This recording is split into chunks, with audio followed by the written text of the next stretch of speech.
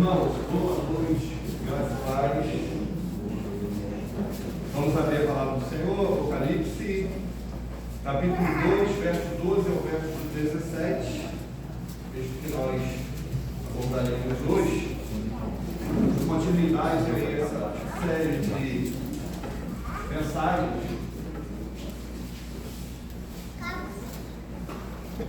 Palavras de encorajamento para a igreja, tendo em vista o ano de 2025, um ano que se aproxima.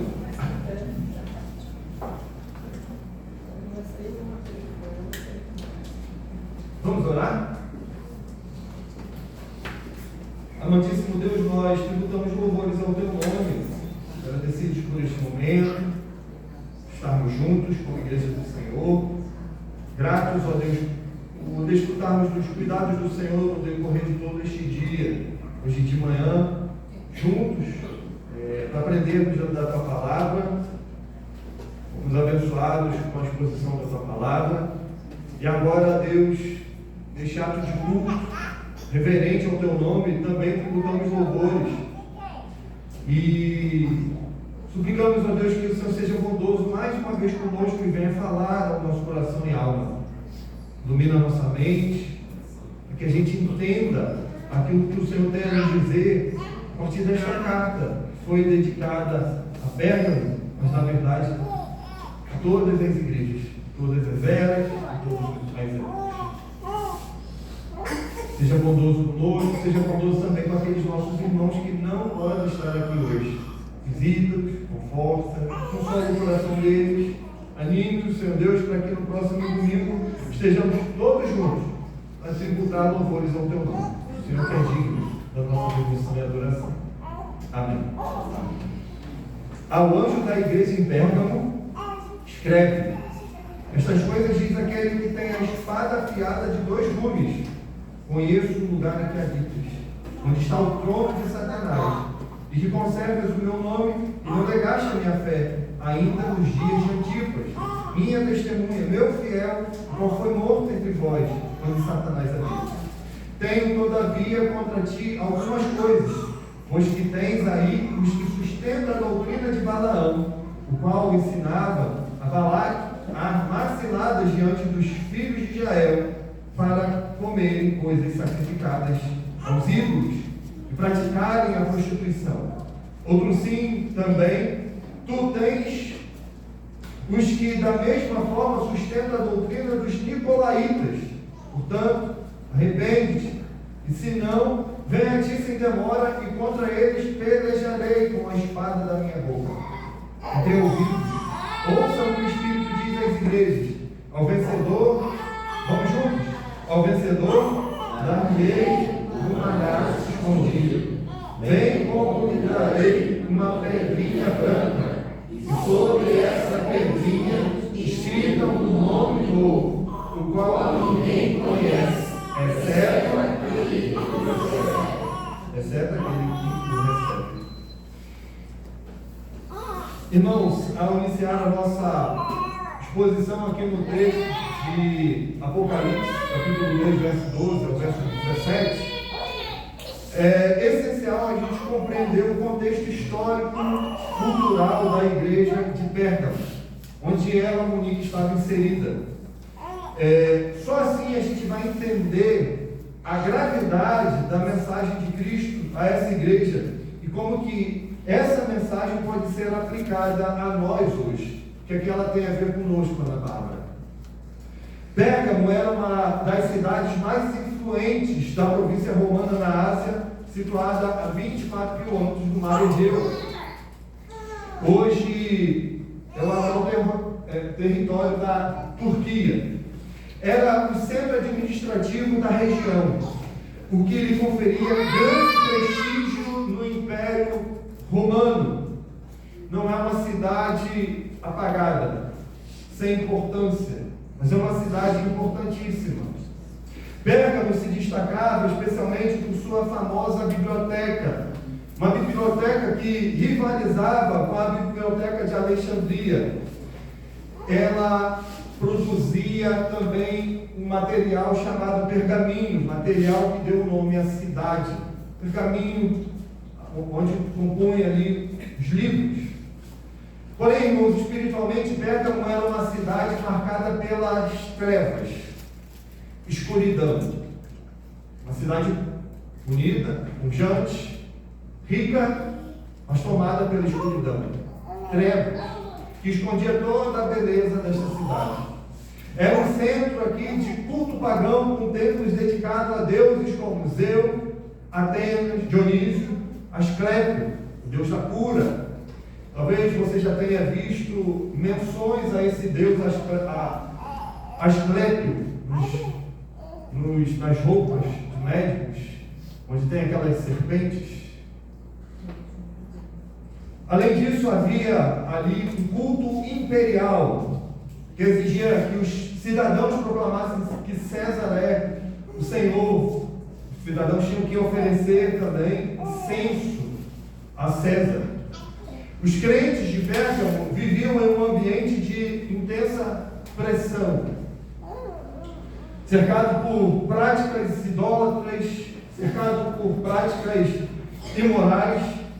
Estes irmãos eram desafiados a manter a sua fé em Cristo em meio à idolatria, em meio ao sincretismo, um sincretismo teológico, um sincretismo religioso.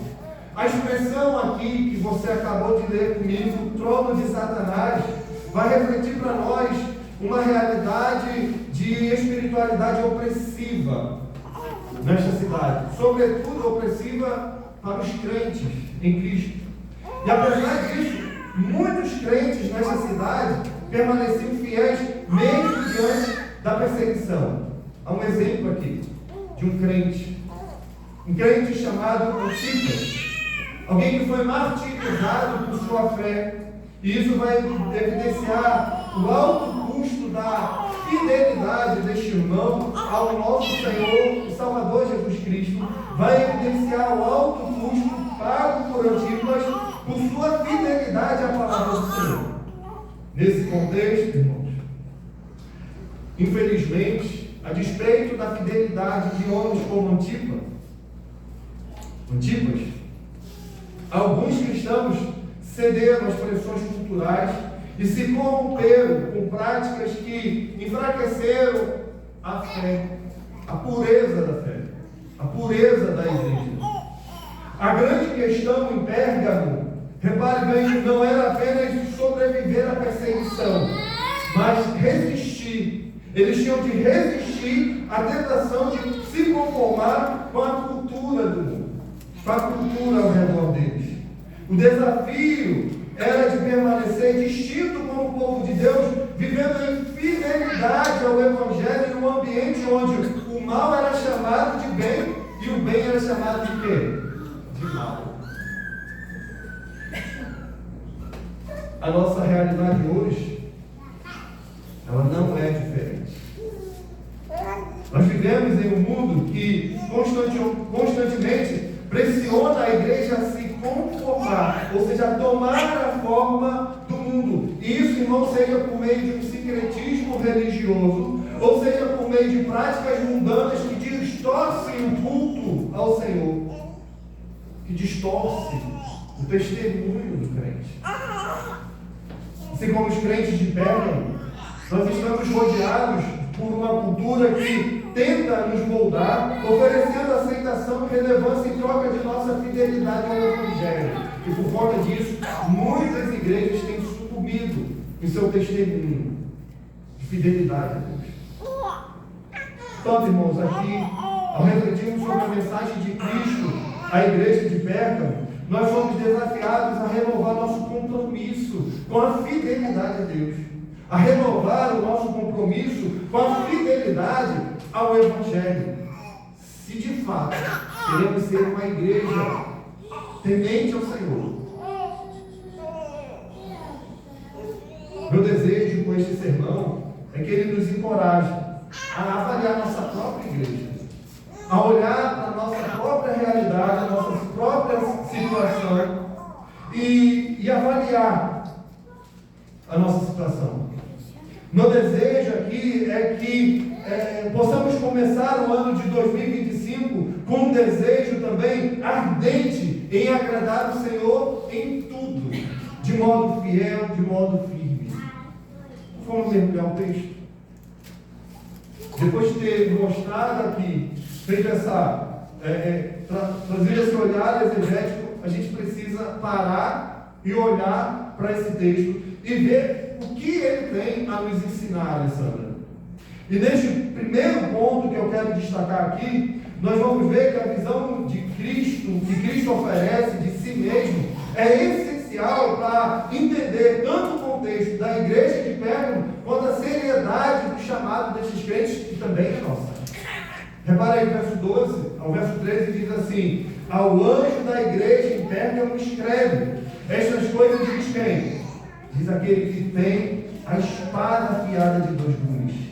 Conheço o lugar em que habitas, onde está o trono de Satanás, e que conservas o meu nome, e não negaste a minha fé, ainda nos dias de Antipas, minha testemunha, meu fiel, qual foi morto entre vós, onde Satanás habita.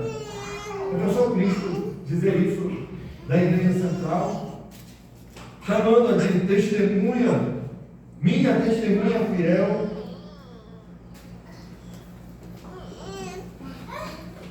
Irmãos, aqui no texto de Apocalipse, há uma palavra que chama a nossa atenção: anjo. A ideia aqui é a ideia de um mensageiro.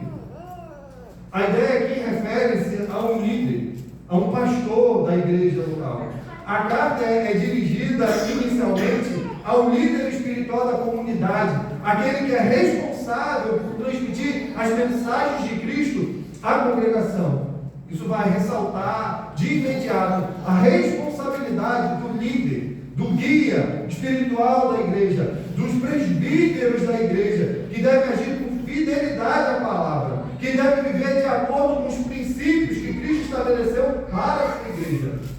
Esse anjo, esses líderes, esses pastores, esses presbíteros, eles são responsáveis por transmitir a mensagem que agora vem à igreja de Pérgamo.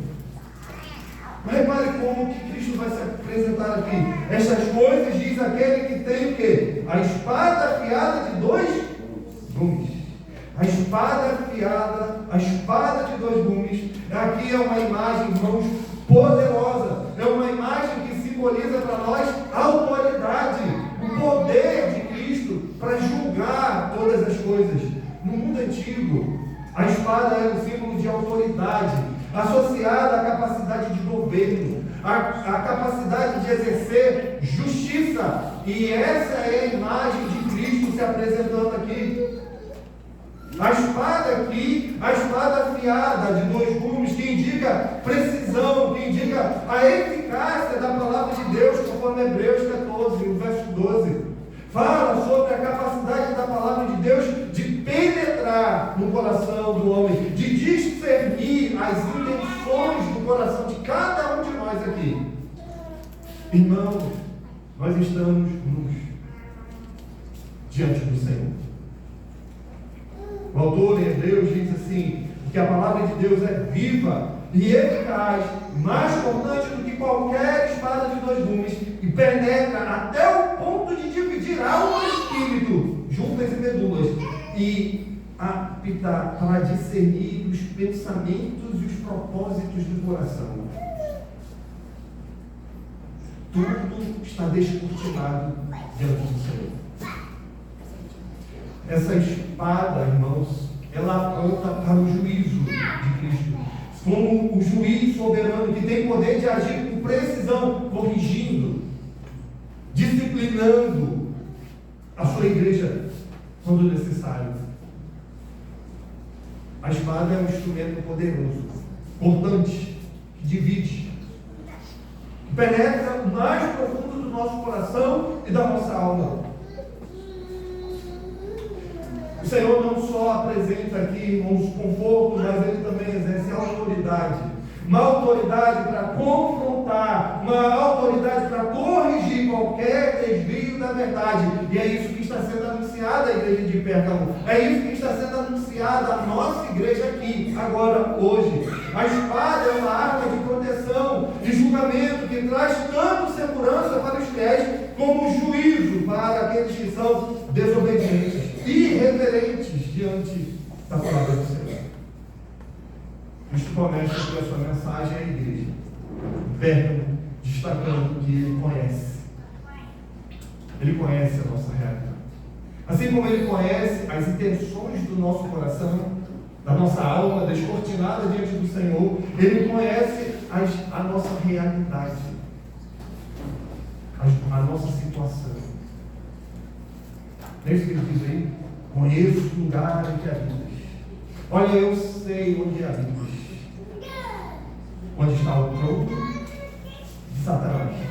A igreja de Pérgamo, ela, como eu disse, estava situada em uma cidade marcada por uma profunda espiritualidade pagã.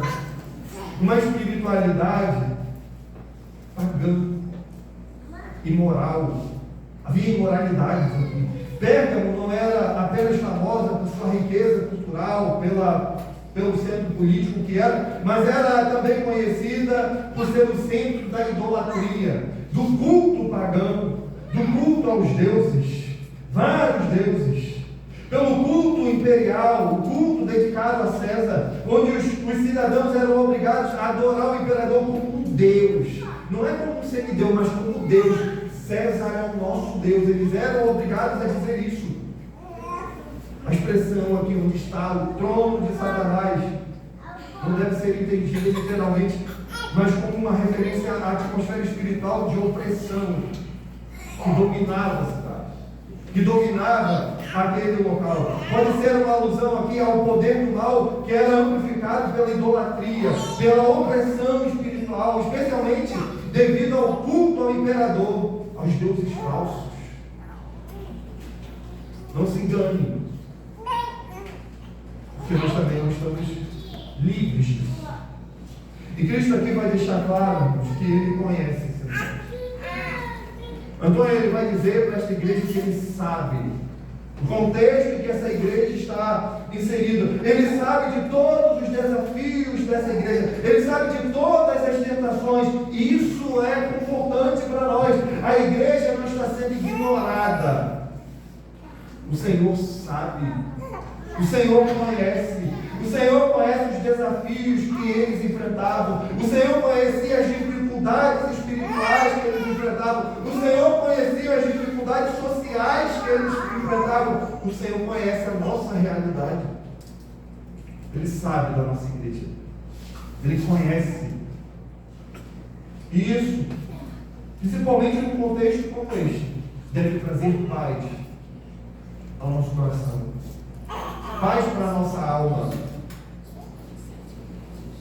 Porque a presença de Cristo como juiz soberano implica também cuidado, zelo por sua noiva. E se tem uma coisa que nós como igreja temos desfrutado, é do cuidado de Deus. O Senhor tem sido bondoso conosco. O Senhor tem preservado a nossa igreja de males maiores, danosos para a alma de cada um de nós.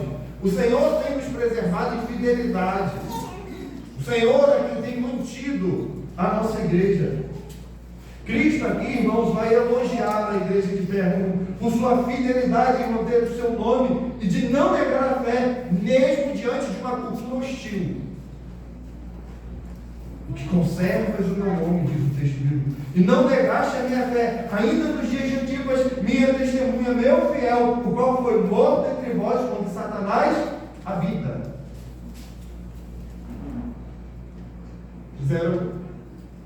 Temos a sorte de o Senhor nos chamar assim. Uma igreja fiel, que não nega a fé, que conserva o meu nome. Não é isso que tem? A ideia de conservar o nome é a ideia de manter a verdade de quem Deus é. A ideia de não negar a fé significa preservar nas convicções cristãs diante das pressões externas. O exemplo aqui de Antipas é significativo. Antipas foi líder, um mártir fiel à sua fé até a morte. Ele foi uma testemunha fiel de Cristo, mesmo quando isso lhe custou a vida. Cristo chama aqui ele de minha testemunha, meu fiel, destacando a coragem deste irmão diante das dificuldades dificuldades, diante das lutas, destacando aqui a fidelidade deste irmão diante dos apelos excessivos do mundo, para que a igreja tome a forma, não de Cristo, mas a forma do mundo. Lembra? Onde Satanás habita. Antipas foi um crente fiel onde Satanás habitava. A igreja de Pérgamo foi uma igreja fiel onde Satanás habitava, revelando aqui a intensidade da oposição espiritual a essa igreja. A morte de Antipas não foi acidental, sabia? Mas foi um reflexo direto de uma guerra, de uma batalha, Alessandra, cruel. Uma batalha, uma guerra que a igreja enfrentava para permanecer firme no Evangelho.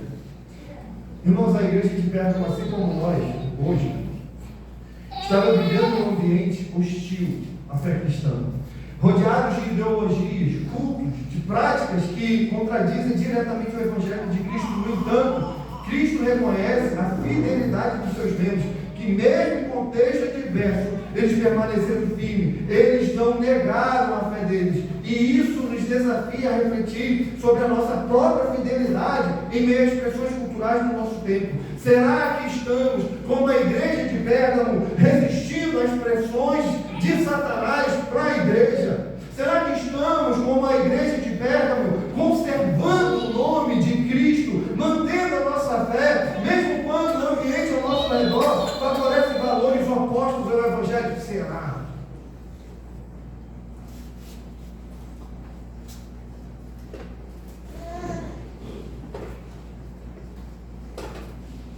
Irmãos, Cristo nos lembra aqui, ao dizer que, ao destacar a espada de dois gumes, que Ele é Senhor da igreja, que Ele tem autoridade sobre a igreja, mando sobre a igreja.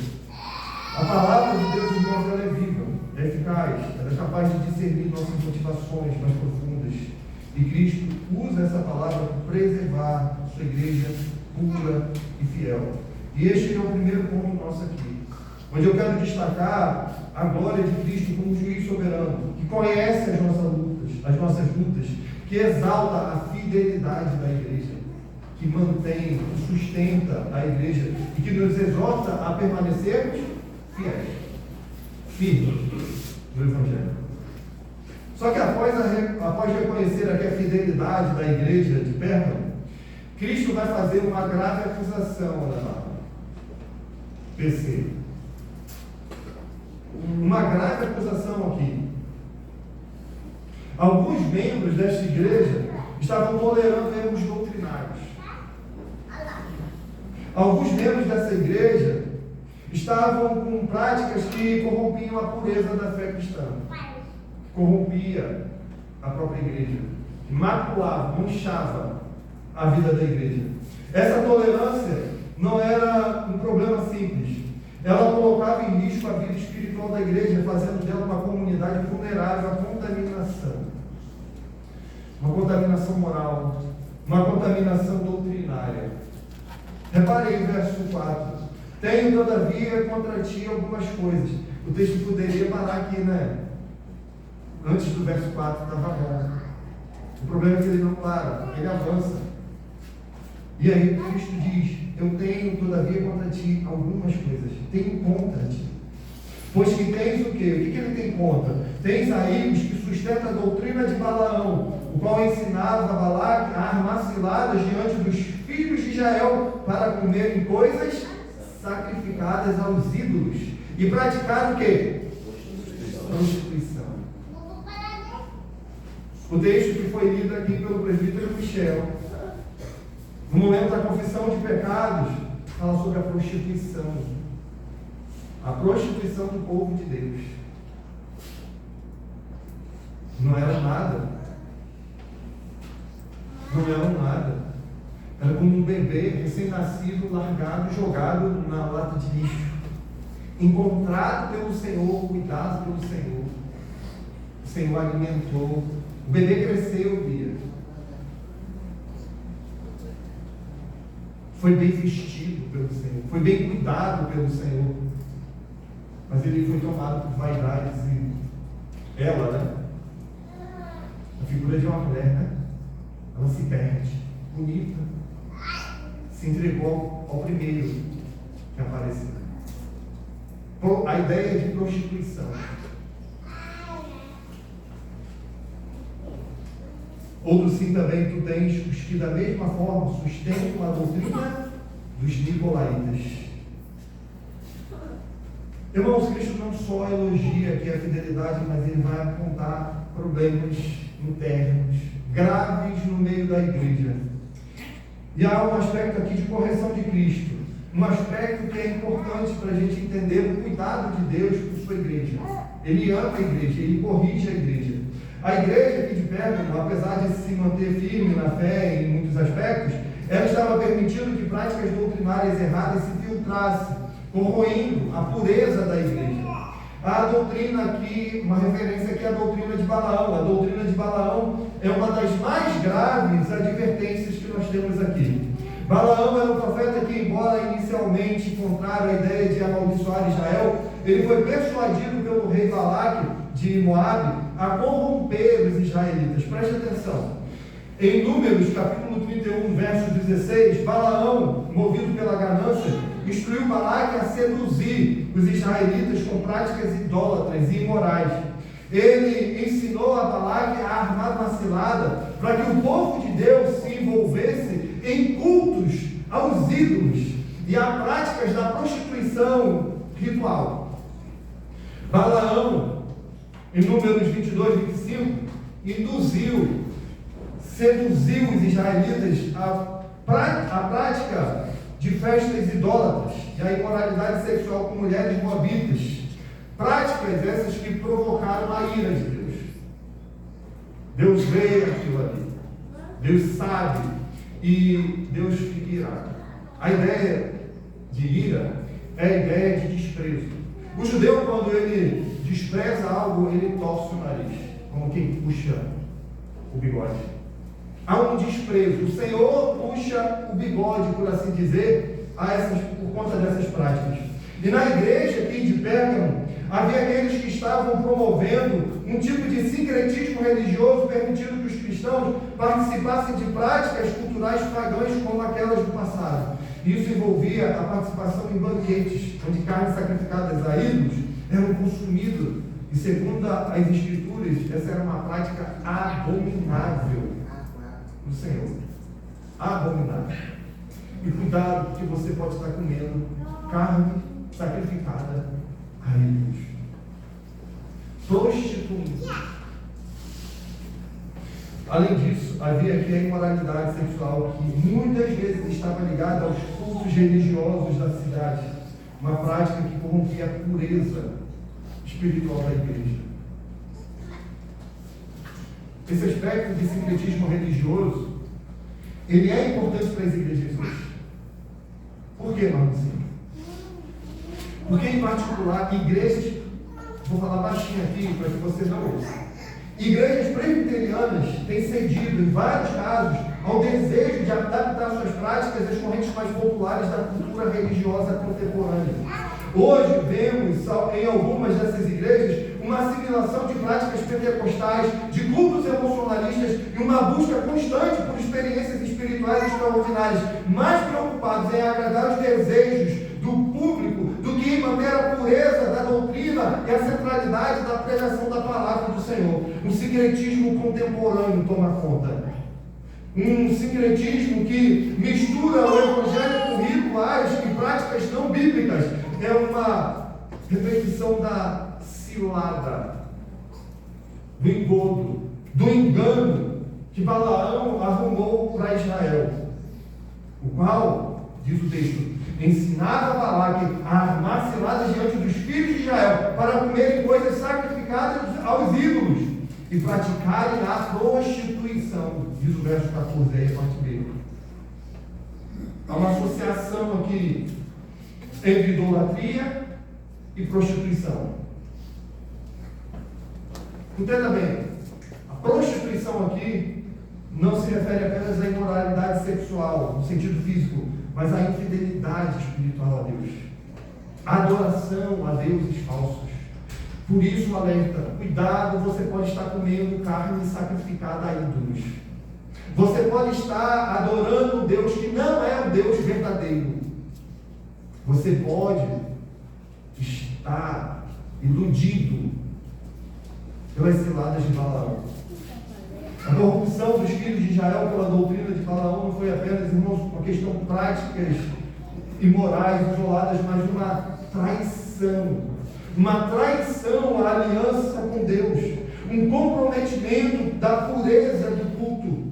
E hoje, há igrejas que toleram práticas como o emocionalismo desenfreado, o culto ao espetáculo e outras formas de adoração que não são fundamentadas na Escritura. E estão fazendo o quê? Comprometendo a verdadeira adoração. Estão o quê? Vendendo, oferecendo aos seus membros carne dedicada a ídolos.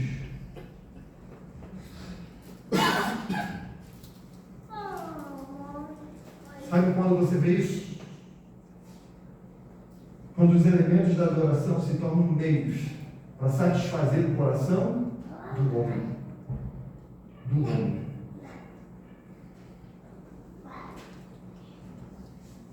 Mas o verso 15, há uma outra fronteira ali. Outro sim também, tu tens os que da mesma forma sustentam a doutrina de quem? Dos nicolaítas. Quem eram estes, Tia Levi? Quem eram os nicolaítas? Nós chegamos a falar sobre ele no domingo passado. Era um grupo que defendia uma doutrina permissiva, permitindo que os crentes vivessem de maneira semelhante aos pagãos, sem qualquer condenação sobre os comportamentos imorais e idólatras deles. Embora as Escrituras não forneçam muitos detalhes sobre os nicolaítas, o que sabemos é suficiente. E nós sabemos que eles promoviam uma mistura entre o cristianismo e práticas mundanas, tornando o evangelho mais palatado para a cultura ao redor, mas sem purificação moral, espiritual, sem uma pregação, sem arrependimento, sem confissões de pecado, sem nova vida. E nos dias atuais, será que isso acontece? Acontece. Acontece. E é como dizia o presbítero Levi, é raro, mas acontece muito. Muitos líderes de igreja, especialmente algumas correntes mais liberais, progressistas, algumas correntes mais modernistas, têm cedido às pressões culturais, permitindo um relativismo moral dentro da igreja. E isso se traduz em atitudes que banalizam o pecado, especialmente em áreas como da sexualidade, da ética, do compromisso com a verdade bíblica, do compromisso com a igreja. Alguns líderes não querem se dispor e corrigir o povo, orientar o povo. Deixe-os na ignorância. Deixe comendo carne sacrificada a ídolos. Isso dá menos trabalho. Há uma aceitação de práticas como liberdade sexual irrestrita, mudanças na definição do casamento, aceitação de ideologias contrárias ao Evangelho. Tudo isso é uma continuação da doutrina, das doutrinas dos nicolaítas. Sabe, eles até dizem, uma vez salvo, salvo para sempre. E se eu fui salvo, ressalvo, tenho essa segurança para sempre, eu posso viver a minha vida da forma como eu bem entender. Doutrina dos nicolaítas. Permissividade, tolerância ao pecado. Irmãos, a tolerância, aqui é a tolerância ao erro. E a tolerância ao erro é um sinal de fraqueza espiritual.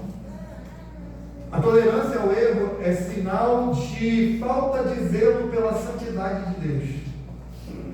Me atrevo a dizer que tolerância ao erro é fraqueza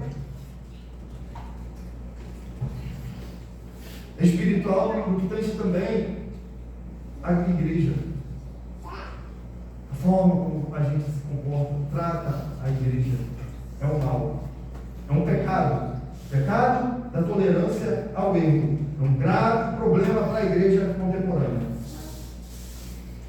E assim como a igreja de Pérgamo tolerava as doutrinas de Balaão, dos nicolaítas, essas igrejas hoje têm permitido que influências externas corrompam a pureza da adoração da igreja cristã.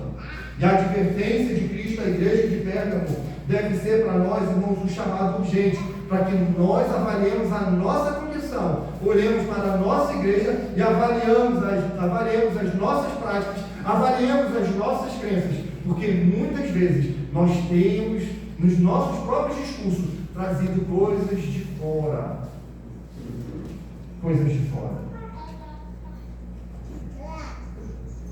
E nós não podemos permitir mistura de ensinamentos errôneos, de práticas mundanas. Não podemos nos comprometer, irmãos, com essa aversão às verdades da palavra do Senhor. Nós devemos ser fiéis. Que o Senhor tenha misericórdia de nós e nos mantenha firmes na pregação da palavra do Senhor. E uma fidelidade que seja inegociável, pois a santidade de nossa adoração e a pureza da nossa doutrina são reflexos da nossa verdadeira adoração ao Senhor. Mas o texto não para. E a passagem aqui, embora inicialmente dirigida à igreja de Pérgamo, nós vamos ver que ela oferece princípios profundos, atemporais, para a igreja de todas as épocas. Ela vai apresentar aqui, irmãos, um claro chamado ao arrependimento e uma gloriosa promessa para aqueles que são chamados aqui de vencedores. Lembrando que a nossa vitória, ela não tem sabor de nada. Verso 16 diz assim: portanto, arrepende-te. Arrepende-te se você está comendo carne destinada a outros ídolos, se você tem compactuado das coisas próprias deste mundo, arrepende-te. E se não, venha a ti sem demora, e contra eles pelejarei com a espada da minha boca. Jesus começa aqui uma exortação direta: arrepende-te. Arrependimento, irmãos, não é um sentimento de remorso. Ai, eu errei. A ideia aqui pressupõe uma mudança profunda, uma mudança duradoura, uma mudança que acontece na mente, uma mudança que acontece no coração, uma verdadeira transformação que resulta em uma nova vida, uma vida direcionada, gasta para a glória de Deus, para o louvor do nome dele. O arrependimento pressupõe aqui algo radical, muito diferente daquilo que nós temos visto por aí, nas abordagens modernas, onde muitas igrejas focam em números de conversões, mas negligenciam a verdadeira transformação de vida, o novo nascimento, a confissão genuína dos pecados. Prega-se muito sobre você. Aquilo que vai te fazer bem. Sem profundidade, mas algo que te deixa confortável. Sabe, irmãos, no contexto aqui de Pérgamo, o arrependimento exigido por Cristo é o abandono. Abandono aqui ao sincretismo religioso, ao abandono aqui da idolatria, ao abandono da imoralidade sexual que havia invadido aquela igreja, aquela comunidade. O abandono. A tolerância à corrupção, ao erro, irmãos, precisa ser confrontada. Isso demanda desta igreja uma mudança radical, uma mudança na mente, uma mudança na prática dos crentes.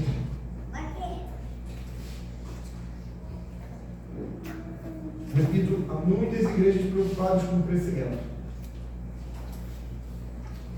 numérico. Muita igreja é preocupada com a aceitação popular. Não chamam pessoas ao arrependimento. Não chamam o pecador à confissão de pecados. E a ênfase que devemos dar é numa conversão genuína. numa conversão genuína. Talvez você precise de uma conversão genuína. E há um aspecto que, sabe, que o pastor não faz. Não dá para fazer. Presbíteros não fazem. Que é sondar o coração. O coração é foro íntimo. Mas você, sendo honesto, consultando os meandros aí do seu coração, você vai reparar nas casas que você nas besteiras que você tem consumido. Coisas que te afastam para Deus. Te afastam de Deus. Te levam para distante. Sua arrogância. A sua arrogância.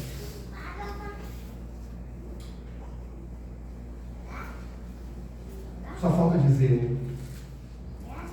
Com a igreja. Com a comunidade de fé. Sua falta de zelo com a palavra. Suas ordens, sua lista de prioridades. A gente prioriza tanta coisa. Tanta coisa consome o nosso coração, sabe? A gente mastiga tanto deste mundo. Minha advertência aqui é duríssima. Senão eu venho a ti, arrepende. Senão eu venho a ti sem demora. E contra eles pelejarei com a espada da minha boca.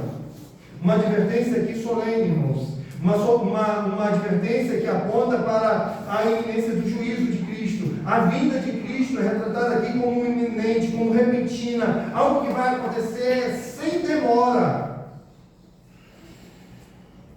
Para o crente, tudo bem. Essa vida. Para o crente fiel, a segunda vinda de Cristo é um lembrete de que nós devemos viver com a expectativa dessa volta, que deve nos motivar a permanecer vigilantes, fiéis. Estamos em cubos. O problema é para os ímpios, para os não crentes, para aqueles que, ainda dentro da igreja, vivem como se Cristo não existisse. Suas prioridades são outras. Suas demandas são outras. Persistem em práticas pecaminosas. E isso representa, irmãos, o juízo. O juízo severo de Deus. A espada da minha boca, diz o texto. A espada da minha boca é uma referência à palavra de Cristo, que é poderosa, que é penetrante. A espada da boca de Cristo simboliza aqui a autoridade da sua palavra. Cristo usará a sua palavra para separar os justos dos ímpios. A palavra de Cristo aqui é um instrumento de salvação para aqueles que se arrependem, mas um instrumento de condenação para aqueles que continuam nas velhas práticas do pecado, amantes do pecado, se desfrutando, se deliciando das comidas.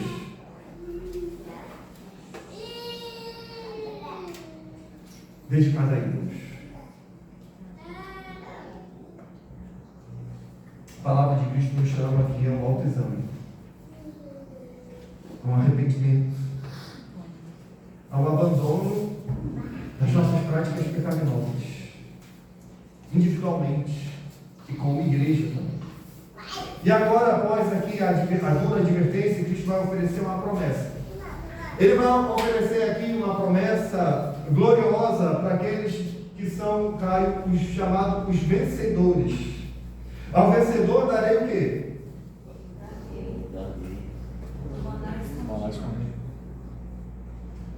Ao vencedor darei do maná escondido.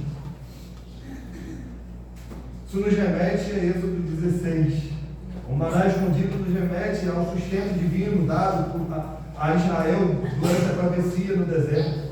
No contexto de Apocalipse, esse maná simboliza Cristo como o pão da vida, como aquele que sustenta espiritualmente os crentes, como aquele que alimenta, aquele que satisfaz eternamente os crentes. Essa promessa aqui de maná escondido é uma lembrança de que a verdadeira satisfação da vida está em Cristo, a satisfação naquilo que é eterno, naquilo que dura para sempre. não a satisfação nas distrações deste mundo, nas ilusões deste mundo, mas no Senhor, que é eterno e que é de uma vez por todas. Maná escondido aponta para a comunhão eterna com Cristo. Isso se refere a algo físico, terreno, mas a algo profundo. E uma profunda intimidade com o Senhor, que vai saciar nossas necessidades espirituais. Ele é o único, irmãos, que pode nos sustentar. Ele é o único que pode manter a nossa igreja agora, 2025, chegando. Ele é o único que pode alimentar o povo. É o único que pode nos dar vigor para a nossa caminhada. É o único que pode manter a igreja. Pode manter a sua vida. Cristo promete ainda aqui: lhe darei uma pedra branca, e sobre essa pedra um novo nome escrito, o qual ninguém conhece, senão aquele que o recebe. Pedra branca. Na cultura antiga, significava, entre outras coisas, ingresso para os banquetes, absolvição em tribunais, honra e privilégio. Tudo isso. O ingresso para os banquetes simbolizava aqui a pedra branca, a entrada em uma festa de celebração, apontando aqui para o convite de Cristo, a ceia celestial, a boda do cordeiro, o alimento eterno. Significa aqui a absolvição em tribunais. A ideia aqui nos remete a uma cultura onde as pedras brancas eram usadas para declarar a inocência de alguém acusado. O juiz tirava de um saco uma pedra branca, uma pedra preta. A pedra branca é um bom sinal. Foi absolvido da culpa, da condenação. A pedra preta é um péssimo sinal. Você está duramente sentenciado pelo juiz todo-poderoso. Há honra, há privilégios aqui também. As pedras brancas eram dadas aos vencedores em competições, simbolizando a honra e o privilégio concedido àqueles que perseveravam, que lutaram até o fim. Pedra branca, irmãos, é símbolo de reconhecimento e vitória sobre os adversários espirituais, bem como a afirmação da posição de justificação e de privilégio diante do Senhor. É uma pedra branca dos vencedores. Essa ideia aqui nos desafia, irmãos, a olhar para as recompensas eternas em Cristo e a sossegar nosso coração, uma vez que somos fiéis, encontrados fiéis. Há um novo nome aqui. Que novo nome é esse? O novo nome refere-se a uma nova identidade. Tem a ver com a nossa salvação em Cristo, onde Ele vai nos conceder uma nova identidade, uma transformação profunda que nos faz novas criaturas, um novo nome, um nome aqui de cristão, um nome de alguém salvo, um nome de alguém que é eleito, e ninguém conhece este nome, exceto aquele que o recebe, enfatizando aqui, irmãos, a natureza pessoal e íntima da transformação que Cristo opera no nosso coração, na nossa alma, nos tomando para Ele, nos fazendo seus. O novo nome é uma maneira de expressar que, como crentes, temos uma identidade única, inconfundível. A igreja, ela tem uma identidade. A igreja, ela deve ter uma identidade. Onde as identidades são líquidas, né? Rasas de passageiro. Onde o homem quer ser uma coisa e logo depois de algum tempo quer ser outra, não cria identidade. Onde os homens querem ser muita coisa, acabam não sendo nada, não há identidade. Mas nós temos uma identidade. Nós temos uma identidade. Somos a igreja de Cristo. A nossa identidade é em Cristo. A nossa identidade é o Senhor. E Ele nos chama, irmãos, a preservar, a perseverar na fidelidade, nessa identidade com Cristo. Nós temos o Senhor, nós recebemos dele um novo nome. Nome de igreja cristã. Nós somos cristãos. Irmãos, essa mensagem aqui, destinada à terra, é destinada também a nós. Hoje. Como que a gente pode aplicar isso em 2025? Eu quero chamar a sua atenção para estas aplicações aqui. Em 2025, irmãos, nós temos a oportunidade para reavaliar o nosso compromisso com Cristo, reavaliar o nosso compromisso com a igreja. Nós temos a oportunidade de reavaliar o nosso papel como crente na igreja, aqui, a igreja local. À luz da mensagem dada à igreja de Pérgamo, nós fomos chamados a examinar nossas práticas e crenças, a fim de nos arrependermos de qualquer indiferença espiritual que possamos ter cultivado. Precisamos reparar naquilo que nós temos consumido numa indústria chamada gospel, que oferece para nós carne dedicada a ídolos.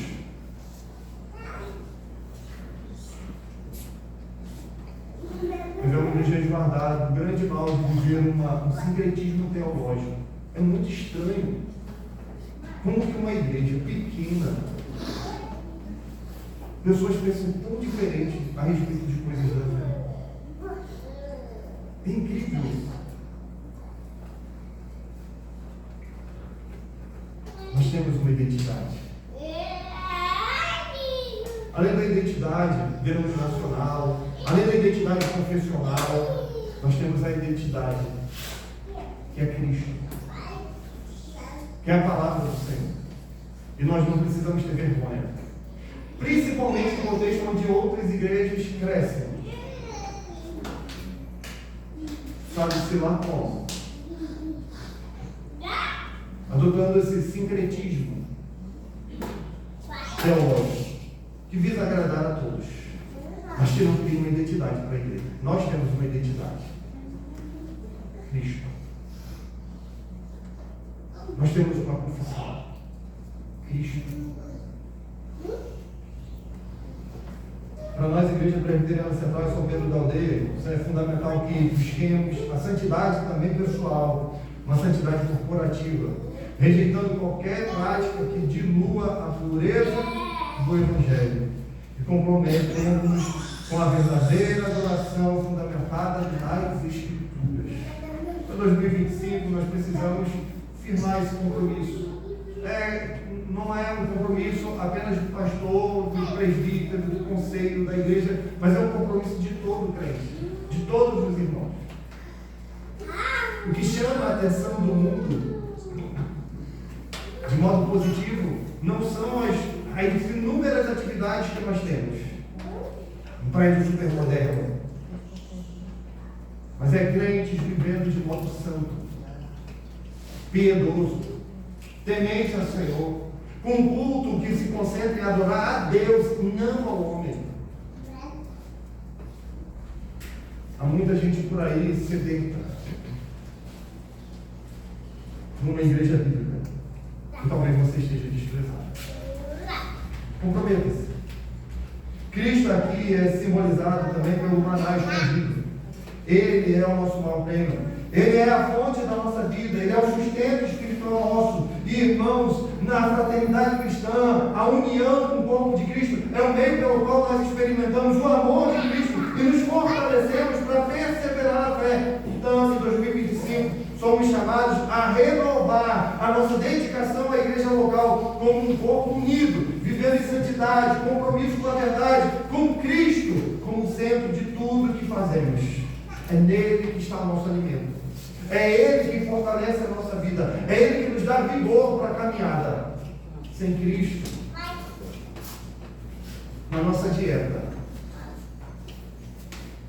a gente defina, a gente passa mal, a gente não chega a lugar nenhum. Mas olhando para Cristo, pensando nessa perspectiva da volta dele, onde estaremos seguros e guardados por ele, isso deve te motivar. A recompensa daquilo que receberemos em Cristo deve te motivar a caminhar, a permanecer firme no Evangelho, a batalhar pela fé, a se dedicar ao Senhor, se dedicar ao Senhor. É impossível a gente amar a Cristo, que é a cabeça da igreja, e não amar a igreja. É impossível você dizer que ama a Cristo. É uma contradição de termos. Você dizer que ama a Cristo, que adora a Cristo, mas não ama a igreja. Essa não é uma verdade.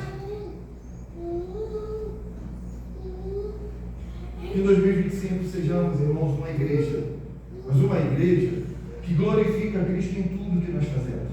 Que a nossa fidelidade, nossa pureza doutrinária, a nossa devoção ao culto seja um reflexo do amor que nós temos por Ele e do amor que nós temos pela igreja, a noiva de Cristo. E que ao olharmos para o futuro, nossa esperança esteja firmemente em Cristo, que nos chama para uma vida de vitória, que não tem sabor de mel, e a comunhão eterna com Ele. Talvez essa não seja a mensagem que você queira ouvir. Talvez essa mensagem até te incomode. Talvez te deixe até com mau humor. Mas eu tenho que pregar. Eu tenho que anunciar. Não tem como você dizer que ama a Cristo e não amar a Deus. Que Deus tenha misericórdia de nós. Que o Senhor nos ajude. Que o Senhor nos encoraje a viver uma vida que honra a Ele em tudo. Também na nossa vida piedosa. Também na nossa vida na igreja local. Vamos orar? Um irmão, uma irmã, sentir o desejo. Nos conduz em oração.